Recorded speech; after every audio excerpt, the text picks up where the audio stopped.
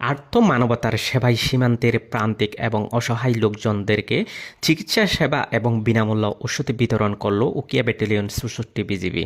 ১০ মে ২০২৬ Ukhia battalion ৬৪ BGB এর অধীনস্থ হোয়াইক্যাং ইউনিয়নের খারাংখালী বিউপি দায়িত্বপূর্ণ এলাকায় খারাংখালী প্রাইমারি স্কুলে medical officer major Mohammad Shahadat Hossain শুভ এএমসি কর্তৃক সর্বমোট ১৯৬ জন অসহায় ও গরিব দুস্থ মানুষকে চিকিৎসা সেবা ও বিনামূল্যে ওষুধ সামগ্রী সরবরাহ করা হয়।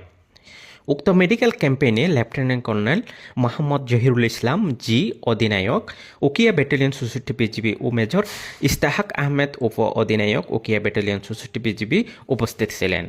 সীমান্তে অর্পিত দায়িত্ব এর পাশাপাশি বিজিবি বিভিন্ন ধরনের মানবিক কার্যক্রম পরিচালনা করে আসছে।